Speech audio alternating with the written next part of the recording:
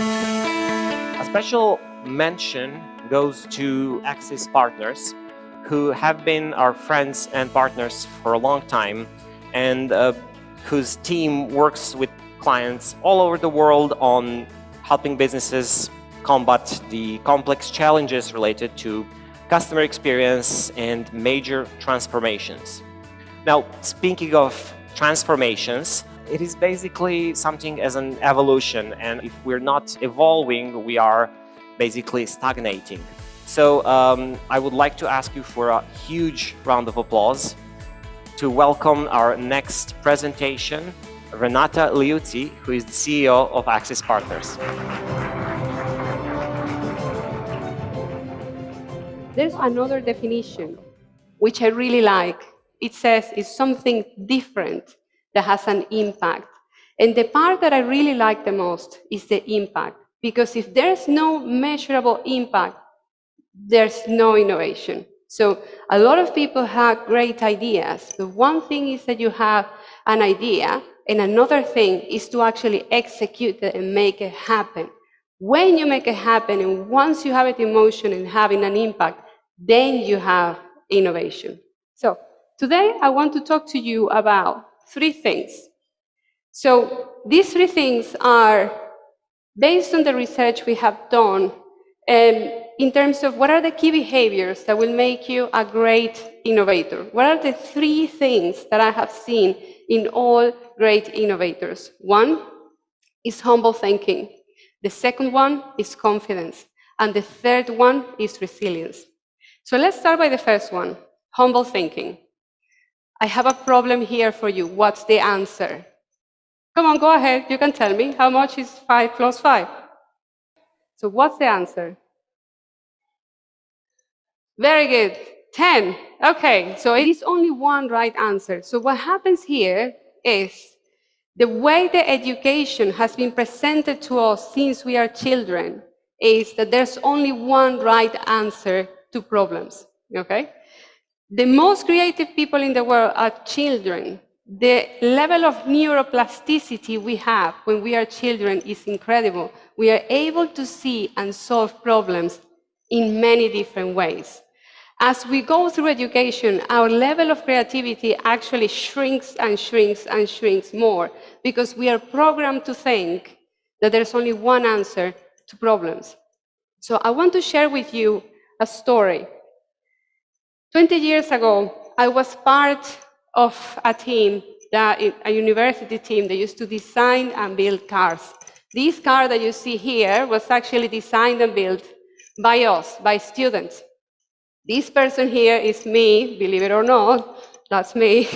This is in the competition in the US, and we used to go and compete with 140 universities from all around the world. So we are talking about the best engineering universities worldwide competing with their cars. What you see here is the design semifinals. We made it to design semifinals. To put it into context, my university was from Venezuela, and most of you might know that there are very limited resources in my country. Thank you very much.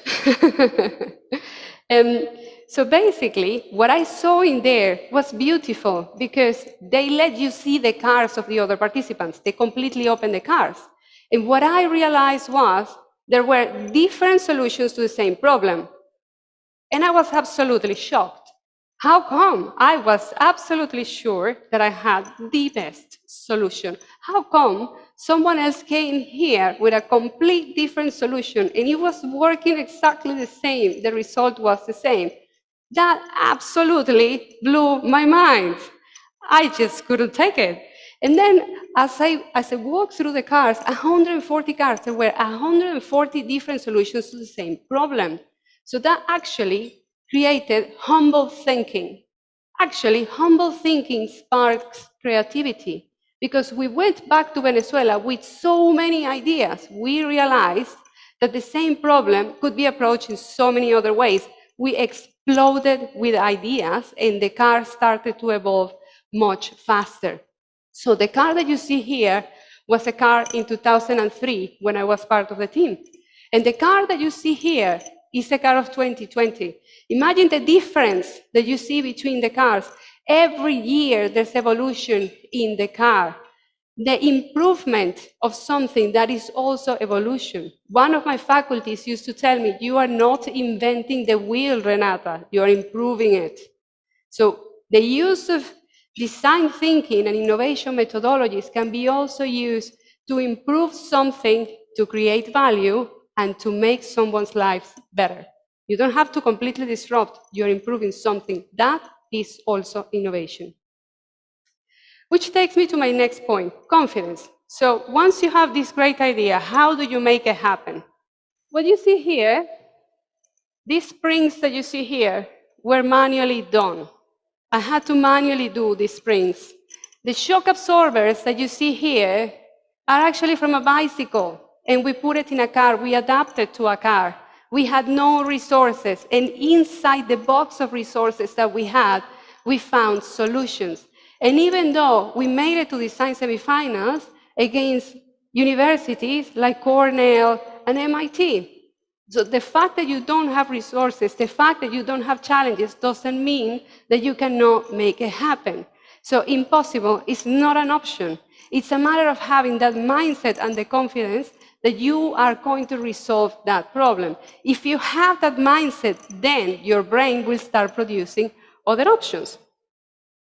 There's a lot of research that demonstrates that we as humans, if we are walking, for example, in a cliff and we are about to fall, our brain starts using different mechanisms and different systems to help us to survive. Our brain starts working at a different level, and that is because of survival. I would like you to take a moment to actually appreciate yourself. Look at yourself. Look how much of an advanced machine you are. You are the result of 3.8 billion years of evolution. So if someone comes to me and tells me this is impossible, I always respond, look at yourself. Look at everything we have gone through. Look at COVID. Look at everything we have survived. And in fact, talking about COVID, in the last year, we have seen the fastest growing innovation that we have ever seen in the history of humanity. Why is this? Because of survival. We had to continue in business. We had to find a way to continue selling to our customers. So we had to pivot, we had to change, we had to innovate. Innovation happens when there's crisis, when you are put in a situation of discomfort. And that's when ideas come. If you think that innovation only happens to some people and is something special, that's not true. It's a process. Then, also, another part that really gives you confidence is to know that innovation pays off. Financial Times says that innovation results in higher stock value. But let's look at the NASDAQ 100, for example. The 100 top companies of the NASDAQ are actually classified as top innovators. So there is a strong correlation between companies that invest in the research and development and also are forward-thinking and they are confident in that they can innovate. So I always use this example of J.F. Kennedy. He said, in 1961, we are going to put a man in the moon. He didn't say, we are planning to put a man in the moon, or he didn't say, we are working towards putting a man in the moon. He didn't say, we might. No, he said, we are putting a man in the moon. That's confidence. If you have that level of confidence and you say to your team, to yourself, and to your sponsors, we are doing this, and you follow through and you do not stop until it happens, that's confidence. And that is the type of behavior that you need to really move and push that transformation machinery that you need to actually make innovation happen. Which takes me to my third point, resilience. I would say that out of all of the trade-offs that you need, that is the most important. Resilience is the most important one. Why? Because innovation is not easy. You will have a lot of setbacks. And if you focus your mind, and this happens in everything in life, with your family, with your work, with everything you do, if you focus your mind in challenges and in problems, you will always have problems. You will always have your energy wasted on problems. Your brain will be used on problems. Your conversations will be focused on the problems. But if you're focused on the goal and how to make it happen, your brain will start producing solutions because you have your mind, your energy, your thoughts, and your conversations focused on that. So that is a behavior. So the perception that is possible will drive your behavior. And once your behavior is oriented towards solutions, then you will start producing solutions. But it all starts in there, in your perception, in your behaviors. And that will drive you to bring new ideas. And you will be surprised on how much of a good innovator you are. So what is resilience? It's the capacity to recover quickly from difficulties. It's bouncing back. The agile methodology, what does it say? Fail fast, but you have to fail fast, because then you recover faster, right? So innovation is like an obstacle race. It's not going to be easy. It's not something that happens overnight. Even the biggest projects have all gone through setbacks. Another thing is that we don't know it, but all the big projects actually go through big setbacks. And a lot of you sitting here participating for this award have gone through a lot of setbacks and have gone through disappointments and have gone through having their budgets cut and their teams reduced. But that doesn't mean that it's impossible, right? So the important thing here in terms of resilience is to keep the eyes in the goal and making sure that all of the steps of that process of innovation actually happen so that you get to the end goal. Eleanor Roosevelt, I always get her last name wrong. She said, "The future belongs to those who believe in their dreams." And I have decided to add, and innovators are people that make those dreams a reality. So it's not only about believing in your dreams, it's about making those dreams happen. My dream is to drive human progress. And right now, thanks to COVID, I have realized that innovation and the ability to do transformation is not a nice to have anymore. It's a need. It's something that we need to survive and to thrive as professionals and even in our personal life.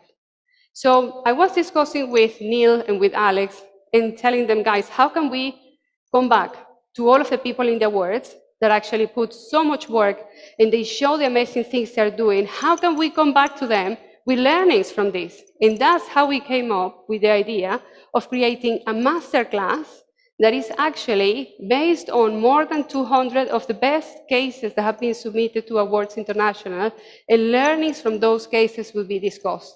We have blended that with methodologies and process to prepare anyone, number one, to believe that you can innovate, and number two, to know what is that process that step by step, you can use, so then you can get to the end of innovation and implement it in a realistic and simple way, so anyone can do it. So that's why we are launching Evolution. It is called Evolution. The first masterclass is going to happen in December, in the 8th and 9th of December. I am going to be the trainer. It's going to be 2 full days of learning about innovation, going through these cases, learning how to do even your return of investment case, how to present it to your sponsors, how to gain sponsorship, etc. So I'm really, really excited to share this with you. I hope you can join us. This is a QR code to scan, so you can see all the materials that we have been. I'm going to get it so you can scan it.